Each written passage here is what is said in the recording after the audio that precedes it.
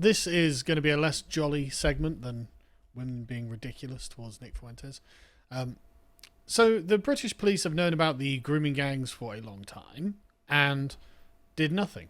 They allowed it to happen for various reasons that we've covered in previous podcasts, but in a quick, brief summary, essentially the police were institutionally politically correct, and as you can see, the criminals are not actually of the native population, but their victims overwhelmingly were, and so the politically correct police were like, well, essentially we're going to turn a blind eye to this, and this began under the Labour government and continued under the Conservative government, until, in fact, Rishi Sunak, surprise, surprise, actually did something about this. And this has just been one of those things that has been incredibly dispiriting about living in Britain. Just the nature of, oh, right, we're just going to allow this to carry on because they're brown. Is it? Okay, and their victims are white. And therefore, the police say, well, they're just... And the police would make excuses why they didn't have to worry about the victims. They'd say, well, they're making lifestyle choices. They are chaotic, as in they take drugs, they go drinking. It's like, yes... This is how the victimizers made sure their teenage victims couldn't escape, by getting them addicted to drugs and alcohol and making sure that they were compliant because they were insensible.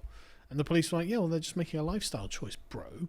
And as you can see from the convictions, there is an overrepresentation of one community in Britain.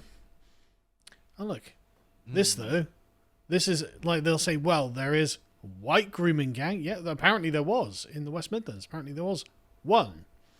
In every other major city where there has been mass immigration, though, you have lots of other gangs. I think that comparison is also missing the fact of, sure, there is such a thing as homegrown crime, but it's much harder to prevent the homegrown stuff than, say, having an immigration policy that allows these gangs to form in your country. This is an entirely preventable crime because the politicians that controlled Britain made the choice to let them in. Sure, and also there's no institutional bias in favour of the white grooming gang, whereas there is an institutional bias in favour of the non-white grooming gang. So, anyway, moving on. There has been, of course, another recent conviction, and like I said, these all come from Rishi Sunak actually telling the police to get on with it and actually arrest these people. And so now there are a bunch of grooming gang members who are being arrested and convicted over historic allegations and historic crimes they've committed. This is Shahar Amran Mia, 48, Shahar Alman Mia, and Shahar Joman Mia. You'll be shocked to hear they're all brothers. But these guys, part of a grooming gang, they began manipulating girls between the ages of 6 and 7. 6 and 7. Why are they in our country? Why are they in our country? They groomed girls by plying them with gifts, alcohol, and cigarettes. And at the same time, Alman targeted a 15-year-old girl who was raped by his brother. She bravely came forward to the police and was grabbed off the street by her hair. And he would just threaten them, obviously threaten the girls, threaten this particular girl, saying, look, I'll kill you, you better watch your mouth, you don't know who you're dealing with, and there'll be consequences. This gets worse. You've been warned. Once you screw one of us over, you screw all of us over. I assume he means the brothers when he says us. Anyway, they all face charges of kidnapping and rape of children, and they've been convicted of various counts of sexual activity. They're probably going to be out in less than 10 years, just because that's apparently what happens. But Channel 4 finally did something useful. They finally found it in their souls to treat the teenage English girls who have been abused by these Asian men as victims. Can you believe it? No. We're actually, oh my God. I actually can't believe it. These men, these adult men, who are like 3 times older than their victims that have been raping and pimping and drugging and trafficking around the country, I think they might be the bad guys. It's like, God, okay, well, what have you got for us, Channel 4? Well, see, the fact that it took so long for them to come to the most obvious and clear conclusion tells me that this is not sincere. This is a shift to go with some of the shifts in political messaging that we've seen in recent weeks. It's mad. So they committed their crimes as far back as, they say, 2009, but it was only last month that they were convicted of these serious sexual offences. Why? It's not because the woman hadn't been going to the police. It's because the police and the other authorities just weren't listening. They just didn't want to hear it because this was difficult for them. And they say, we can reveal that police knew at least some of what was happening in Barrow as far back as 2009. And she identified one of the brothers to police as her alleged abuser 6 years ago, but her case never ended up going to court. Incredible. Instead, she got accused of trying to blackmail them, and so they tried to prosecute her with the blackmail charge, which was, of course, dropped because she wasn't trying to blackmail them.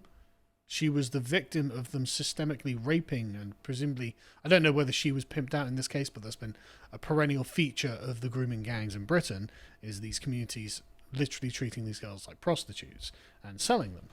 So anyway, they did a documentary on this, half-hour documentary. I watched this, and there are just some remarkable bits. Again, about 10 minutes in is where we get to, and obviously the family couldn't do anything about this, but about 10 minutes in, we get to... It wasn't the only time the police were directly told about what was going on. A year later, Ava, we've changed her name to protect her anonymity, has become a reluctant witness to it all. Her former partner works for the men in the takeaway. She often waits there for him. The girls would just turn up. Sometimes they'd come in their school uniforms, or they get picked up from school by them in their cars. They were definitely schoolgirls. Right. So if a bunch of Asian men pick up a bunch of schoolgirls from a school, everyone's just like, right, okay, nothing to see here, boys. Nothing we need to do anything.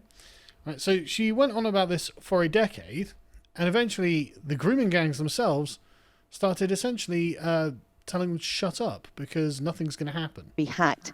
Ellie is constantly called a slag. Then, I raped you. You can't do. Maybe I'll come to your house. I'll kidnap you. The police won't do anything.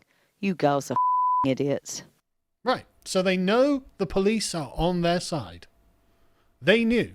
They would literally taunt their victims, saying to them, the police will not protect you from us. You have nowhere to go. You have nothing you can do.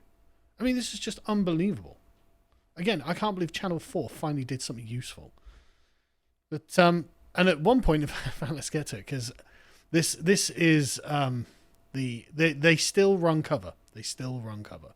Because, of course, our favourite far-right activist turns up in Barrow. If it was meant to calm tensions, it merely exacerbated them. Protesters take to the streets.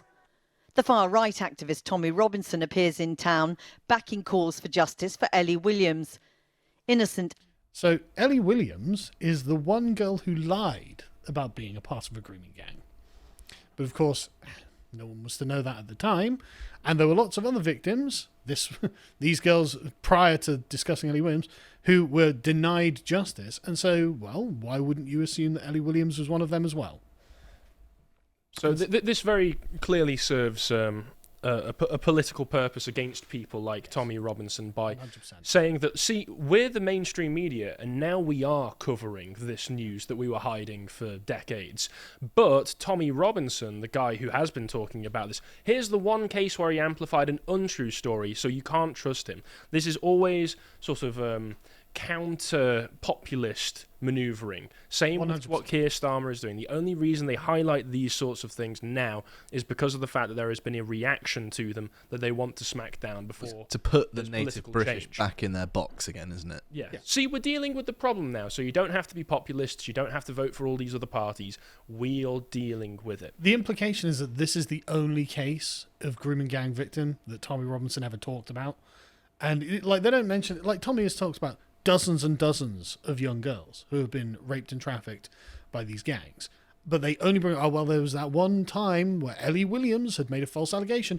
Well, since you never investigate these things, and you literally tell the girls, go away, there's no problem, who's to know?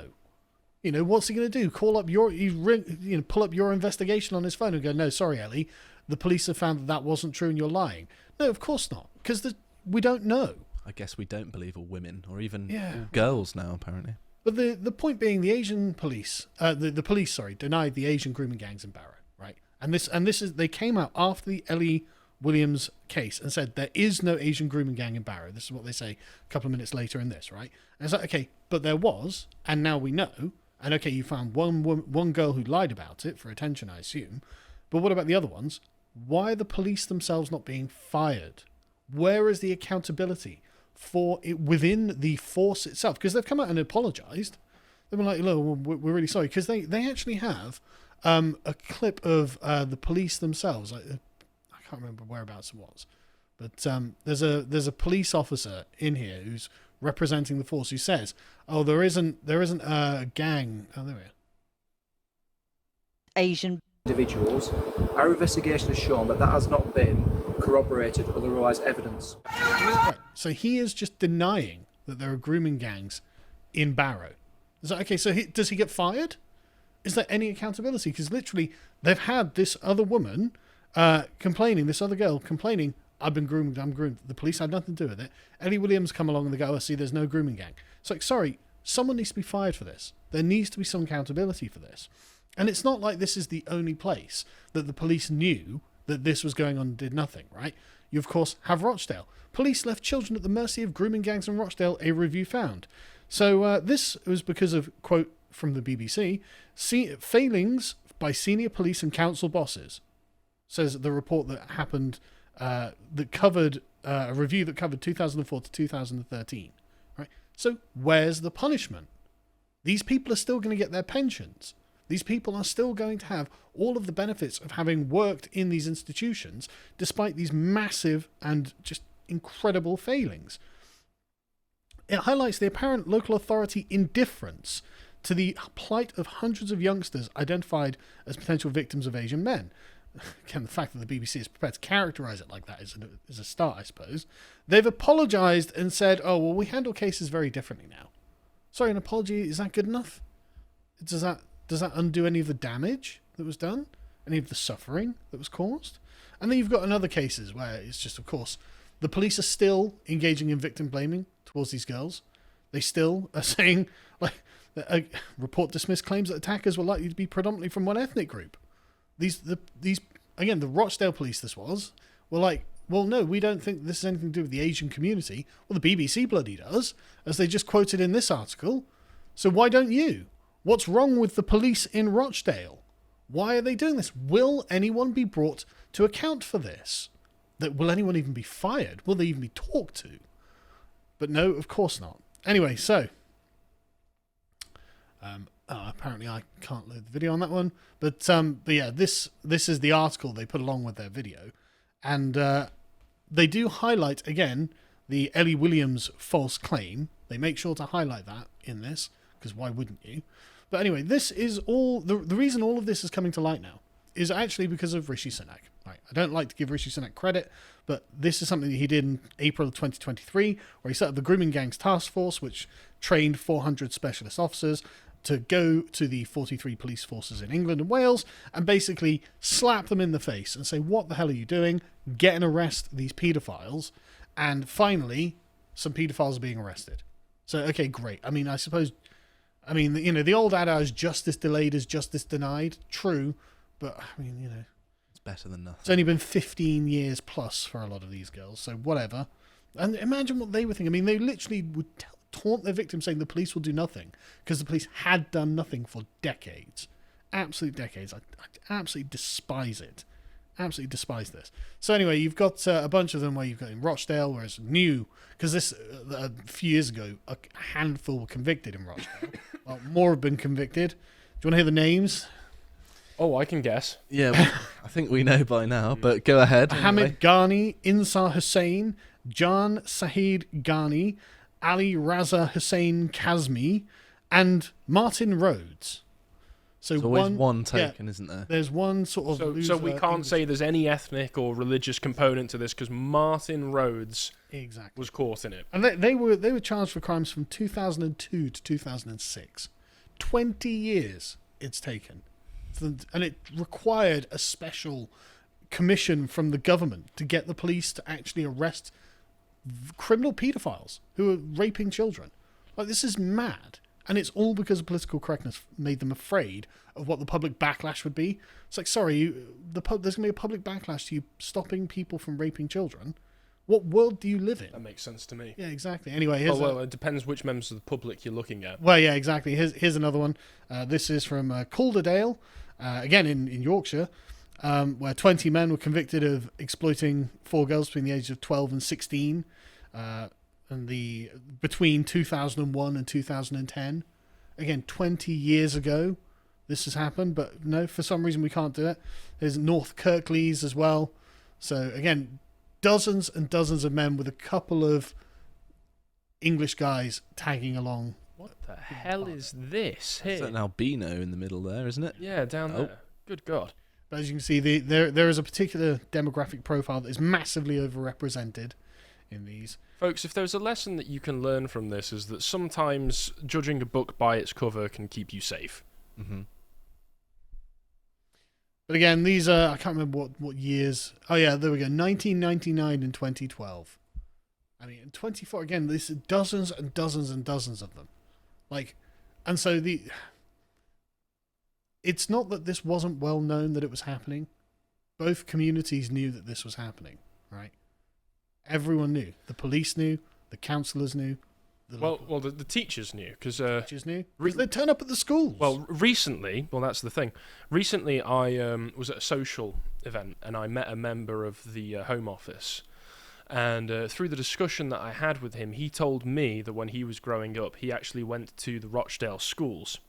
He went to the school in Rochdale where at least one of those girls was. I think he said it was two of them. Yeah. And he said he always found, he was a kid, right? So he didn't really understand what was going on. But him and his friends all found it really, really strange that these two girls, whenever they would finish school, there would be a car pull up and a much older Muslim would be driving the car, and they'd get in and drive off to go do who knows what. And all the teachers could see it. Yeah. Everybody could see it. Students didn't really know what was going on very much, but the teachers knew. Yeah. The teachers knew. Nothing happened. The police knew. The local authorities knew. The council knew.